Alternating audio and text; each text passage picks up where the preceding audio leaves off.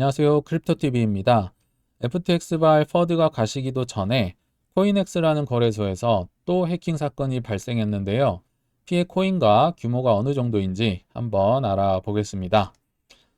먼저 본론에 들어가기 앞서 코인엑스라는 거래소에 대해서 짧게 알아보시겠습니다. 우리가 잘 사용하지 않는 해외 거래소이긴 하지만 그래도 한때 18년 8월에 거래량 기준 세계 1위를 차지할 만큼 나름대로 글로벌 거래소, 대형 거래소라고 보시면 될 것 같고요. 설립일은 17년 12월 말에 홍콩에서 설립이 됐습니다. 저는 이걸 보고 바로 바이낸스가 떠올랐습니다. 바이낸스 역시 17년 말에 한창 불장일 때 홍콩에서 설립이 됐거든요. 코인엑스도 똑같이 설립됐다 보시면 되겠고요. 중국에서 설립돼서인지 설립자는 중국인 하이포 양이라는 분이었습니다. 수학을 전공한 분이고요. 한때 텐센트와 증권사에 취업을 했던 경력도 가지고 있습니다. 이걸 보면서요. 수학 전공의 이제 개발자 출신에다가 IT 회사와 금융회사를 같이 근무한 경력이 있다. 그러면 누구보다 비트코인 개발에 좀 탁월한 성과를 내지 않을까 이런 생각이 들었는데요. 역시나 그러했습니다. 일단 2011년 1월 달에 남들보다 빠르게 비트코인을 발견을 했고요. 13년도부터 본격적인 비트코인 관련 개발을 시작해서 16년 3월에는 채굴기 만드는 회사도 만들었고요. 17년 말에는 이렇게 거래소 자체도 설립을 하는 등 두각을 나타내고 있더라고요. 역시나 백그라운드를 무시를 못하는 것 같고요. 그리고 코인엑스를 알아보다가 이제 주요 투자자가 누군가 주요 주주인 거죠. 살펴보니까 우리 다 들어봄직한 비트메인이라는 회사였습니다. 중국 최고의 비트코인 채굴기 생산 업체죠. 그리고 비트메인 하면 떠오르는 분이 한 분 계시죠. 우지안 따거. 이분이 생각이 나고요. 그리고 우지안 설립자를 생각을 하면 또 연상되는 단어가 비트코인 캐시죠. 비트메인이 가장 한때 많이 채굴했던 이 코인이었잖아요. 그래서인지 모르겠지만 이 코인엑스라는 거래소는 특이하게도 주요 기축 통화 중에 하나로 비트코인 캐시를 사용합니다. 이걸로 코인을 사고 판다는 거죠. 그래서 한때 이제 거래소를 비트코인 캐시를 또 흥행시키기 위해서 4년 전쯤으로 기억을 하는데요. 이런 이벤트를 했었습니다. 이 거래소에 비트코인 캐시를 입금할 경우 CET라는 자체 코인을 토큰을 에어드랍 해주겠다. 근데 자체 토큰을 이제 이렇게 많이 퍼뜨리기 위해서는 이 가격이 올라야 되잖아요. 그래서 이런 이벤트를 하면 자체 토큰이 굉장히 올랐던 거 예전에 계셨던 분들은 기억을 할 텐데요. 요거 역시도 이 이벤트 기간 동안 40배나 올라서 기사에 많이 오르내렸던 거 저도 아직도 기억을 하고 있습니다. 아무튼 공부는 코인엑스 관련된 공부는 여기까지 하고요. 일단 코인엑스 관련 악재를 한번 소개해 드릴 텐데 악재가 몰려오는 경향이 있잖아요. 해킹도 당했고요. 벌금도 맞았고 뉴욕에서는 운영 중단까지 당했다고 하는데 하나하나 살펴보시겠습니다. 일단 9월 13일자 기준으로 해킹을 당했는데요. 일단 처음 나올 때는 한 1,800만 달러 정도 해킹 당한 것 같다. 이렇게 나오다가 스몰 늘어나서 9월 13일자 기준으로는 4,300만 달러로 추산된다. 이거 지금 더 늘어나고 있습니다. 근데 일단 제가 13일 기준으로 말씀을 드리고 여기서 중요한 건요. 좀 짚고 넘어갈게. 어떤 코인이 해킹 당했나, 그리고 피해 규모가 얼마인가, 이게 좀 중요한 것 같아요. 제 생각에는. 왜냐면요, 상식적으로 해커가 좀 황금성이 좋고 유망한 코인을 해킹을 할까요? 아니면 황금성 나쁘고 곧 사라질 것 같고 별로인 코인을 해킹을 할까요? 전자겠죠. 그렇기 때문에 저는 해킹 사건이 발생할 때마다 어떤 코인이 해킹 당했지? 비록 뭐 퍼드 때문에 가격은 좀 떨어질 수 있지만 그 코인은 좋은 코인이다. 저는 이렇게 생각을 하거든요. SEC가 예전에 규제했던 증권형 코인들 다 회사도 탄탄하고 좋은 코인이어서 저는 뭐 퍼드 때 좀 샀던 기억이 나는데, 그래서 어떤 코인들이 해킹 당했냐 그거를 일단 말씀을 드릴게요. 일단 역시나 이더리움 1,900만 달러 가장 많이 해킹이 됐고요. 트론 1,100만 달러, BSC 640만, 비트코인 600만, 폴리건 30만 달러 정도다. 그 외에도 리플도 발견이 됐는데 600만 달러가 유출됐다. 그리고 제가 다른 기사들 더 찾아보니까요. 스테이블 코인 다이가 40만 개, 그래프 270만 개, 유니스왑 3만 개 등. 그리고 또 나오고 있습니다. 지금 영상을 찍는 시점에서도 뭐 스텔라나 그 아비트럼이나 옵티미즘 이런 게 의심된다. 계속 추가로 나오고 있는데 아무튼 모아 보면요. 각 거래소마다 뭐 비트코인 준비금, 이더리움 준비금 뭐 이런 준비금이 있는데 지금 이더리움 준비금이 거의 0에 수렴하고 있다. 이렇게 많이 털렸다 생각을 해주시면 될 것 같습니다. 그리고 6월 15일자에도 악재가 있었는데요. SEC랑 똑같은 행동을 뉴욕의 법무부가 한 것 같습니다. 니네들 우리한테 허가도 받지 않고 운영하고 있지 하면서 벌금을 때렸고요. 실제로 납부에 합의도 했습니다. 거래소에서. 그리고 뉴욕에서도 운영하지 말아라. 이런 이제 판결까지 나오고 있는데 아마도 바이낸스처럼 중국 배경의 회사인진 모르겠지만 그래서인지 굉장히 많이 탄압을 당하고 있다. 코인베이스랑 너무 바이낸스랑 다르잖아요. 그것도 좀 참고로 생각을 해주시면 될 것 같고요.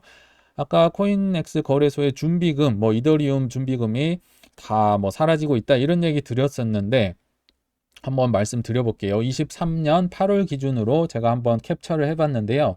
역시나 뭐 좋은 코인들 위주로 준비금을 가지고 있습니다. 요거는 이제 좀 그 자체 코인이라고 말씀드렸죠. 이게 지급 준비율인데 뭐 다들 100%가 넘어가고요. CET, 뭐 스테이블 코인 USDT, USDC, 비트코인, 그리고 이더리움 요게 이제 거의 털렸다고 아까 말씀을 드렸는데 느닷없이 시바이누가 있습니다.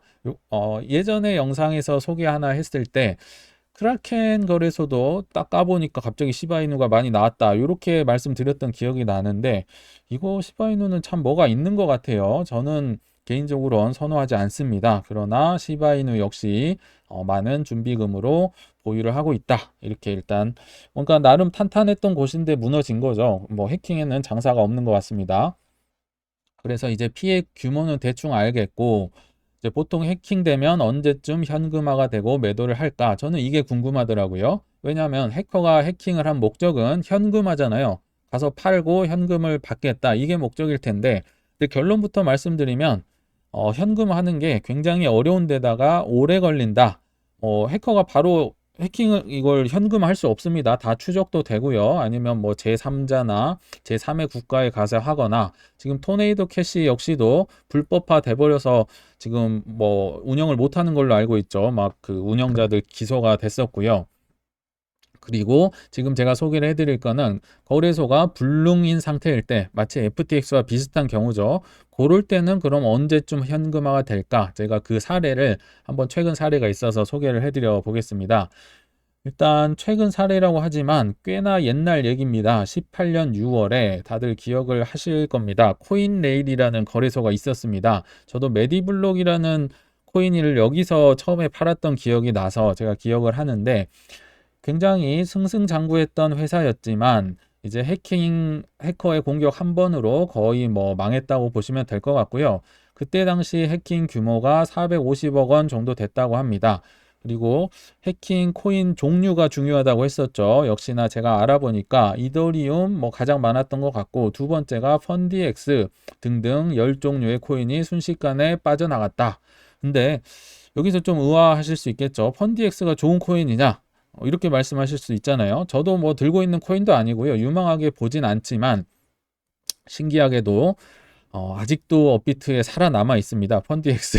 저도 살아남은 게 신기하긴 한데 그 정도로 해커들은 좋은 코인들만 아니면 그 당시 핫한 코인, 유망한 코인들을 이렇게 해킹하는 경향이 있다. 다시 한번 제가 깨닫게 되는 계기가 됐던 것 같고요.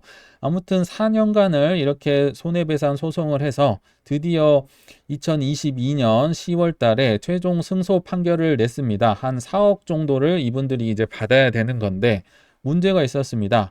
일단 코인레일 운영사가 폐업을 한 상태여서 뭐 팔아서 줄 수가 없어요. 그러니까 경찰은 요거를 가압류해 가지고 들고만 있는데 큰 문제가 이 가상자산을 팔 수 있게 해주는 법이 없는 겁니다. 입법이 안 돼 있어요. 가상자산에 대한 강제 집행은 전례 없는 일이었다. 팔 수가 없는 겁니다. 들고만 있고요. 근데 올해 6월자 기준으로 법원에서 약간 유두리 있게 판단을 해준 거죠. 법원이 정한 방법으로 그 채권을 매각하도록 집행관에게 명하는 매각 명령을 내릴 수 있다. 그러니까요, 법원 집행관이 거래소에 가서 팔면 되는 겁니다. 그러면 그걸로 피해자들 나눠주겠다. 이게 지금 첫 판결이 국내에서 6월 달에 나온 겁니다. 물론 뭐 뒤에 보시면 아시겠지만 거래소에서 이제 판다 뭐 이런 식으로 나와 있어요. 근데 여기서 이제 뭐 짚고 넘어갈 점은 첫째, 한국에서도요, 입법 없이도 코인 현금화 및 강제 집행이 가능해졌다. 지금 FTX도 요거 FTX가 갖고 있는 코인들 현금화 하려고 뭐 매주 뭐 1억 달러, 2억 달러 판다면서요. 그래서 지금 퍼드가 나온 건데 한국도 이제 그렇게 할 수 있을 것 같다. 이게 6월 달에 나온 거죠. 그러면 이제 두 번째로 이혼하거나 아니면 뭐 국회의원들이 숨겨놨거나 이런 재산 찾아낼 때 재산 분할 등에 활용된다. 지금도 몇몇 사례들이 나오고 있는데 앞으로 더 이런 사례가 많아질 거다. 세 번째, 다만 매도 시기는 정합시다. 이 뭐 코인하면 변동성의 대명사잖아요. 그래서 이 기사 말미에 보면 근데 어느 날에 몇 시에 얼마 정도를 팔자 이런 건 좀 정합시다. 왜냐하면 변동성이 너무 심하기 때문이다. 뭐 이런 건 이제 정해야겠죠. 그래서 이런 걸 볼 때 정말 코인이 이제 자산으로 인정을 받으면서 실생활에 파고들고 규제가 정립화되고 있는 과도기가 아닌가 이런 생각이 들었습니다. 그래서 결론에 왔는데요.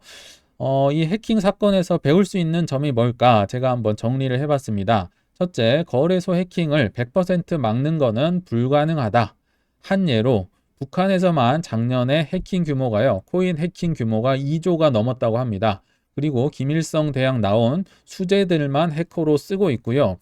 이 해킹을 통해서 국가 뭐 정권이 유지가 되고요. 미사일도 뭐 쏘는 등 뭐 거의 효자 상품이라 보시면 됩니다. 이렇게 기를 쓰고 달려드니까 온체인에 핫 월렛에 둔 코인들은 상대적으로 위험하겠죠.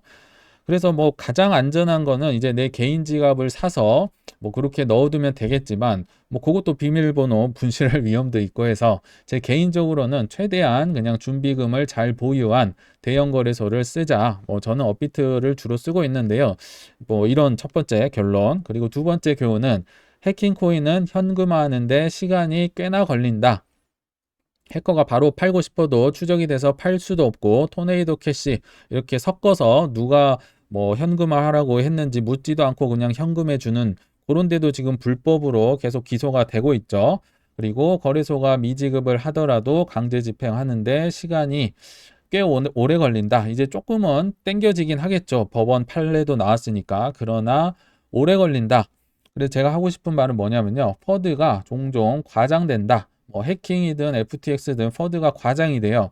그리고 이것 때문에 사실 떨어지진 않습니다. 근데 퍼드가 과장되기 때문에 보통 가격은 떨어지더라. 우리 많이 보셨죠? FTX 때도 그랬고요. 마운트 곡스도 지금 2014년 해킹 아직까지도 울고 먹고 있잖아요. 근데 FTX가 팔아서 코인이 떨어졌다. 마운트 곡스가 팔아서 떨어졌다. 이런 기사 못 보셨죠? 그냥 퍼드가 이제 과장돼서 나오기 때문에 그 가격들이 떨어진다 생각을 하시면 됩니다. 그래서 마지막 교훈은 해킹 코인은 보통 황금성이 좋거나 유망한 편이기 때문에 큰 퍼드 기회가 왔을 때 저가 매수를 할 수 있는 기회로 삼으시면 어떨까 싶습니다. 네, 시청 감사합니다.